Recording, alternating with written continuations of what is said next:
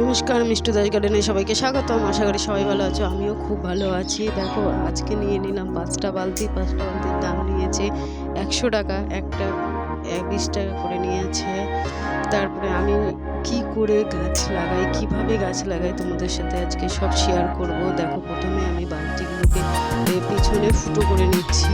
একটা ছোট পাতলা একটা রড নিয়েছি। মোটা একটা রড থাকলে হয়তো ভালো হতো, কিন্তু আমার কাছে নেই বলে আমি ছোট রড নিয়ে এটাকে গরম করে ফুটো করে দিচ্ছি। তোমরা কেমন করে ফুটো করো কমেন্ট করে জানিও, আর ভালো লাগলে অবশ্যই একটা লাইক করে দিও। দেখো, আমার ফুটো অনেকগুলো ফুটো করবো, কারণ রডটা হলো ছোট, তাই ফুটোটাও ছোট হবে।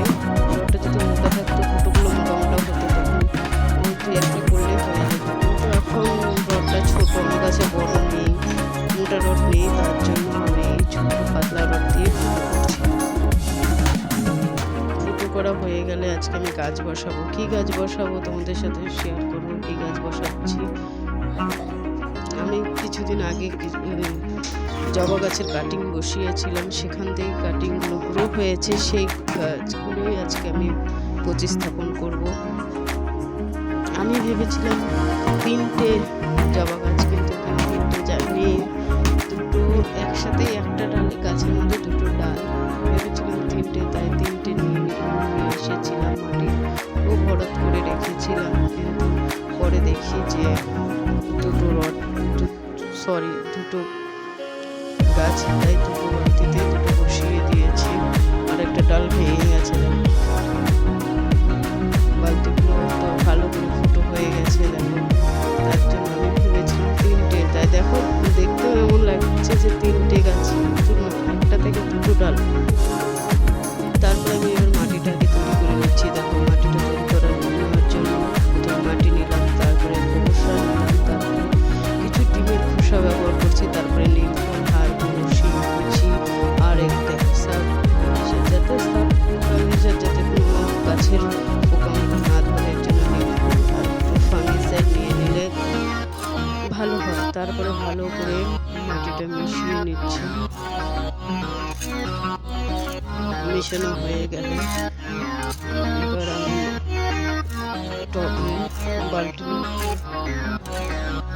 মাটিটা ভরে নিলাম, আলুগুলাকে মিশিয়ে নিলাম। হয়ে গেলে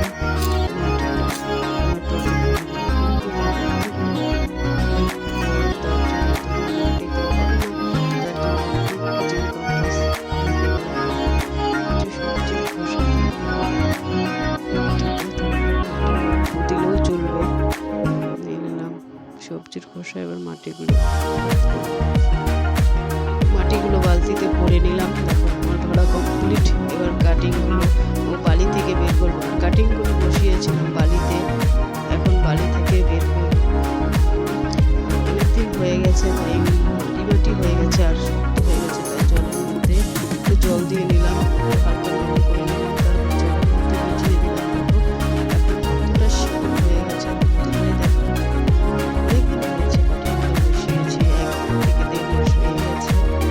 বেশি হতে পারে, কিন্তু ভুলে গেছি। আস্তে আস্তে গাছটি বসিয়ে দিব, যাতে শিকড়গুলোর কোনো ক্ষতি না হয়। তারপরে আরও মাটি উপর থেকে দিয়ে হালকা চেপে দেব।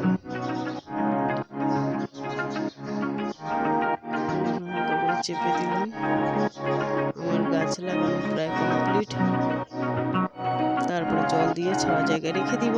তারপরে ফুল সানলাইট, 2 দিন পরে ফুল সানলাইটে দিয়ে দিব। ভালো লাগলে লাইক করে দিও, আর আমার চ্যানেলে নতুন হয়ে থাকলে চ্যানেলটিকে অবশ্যই সাবস্ক্রাইব করে আমার পাশে থেকো। এখন তাহলে চলি, টাটা, দেখা হবে পরের ভিডিওতে।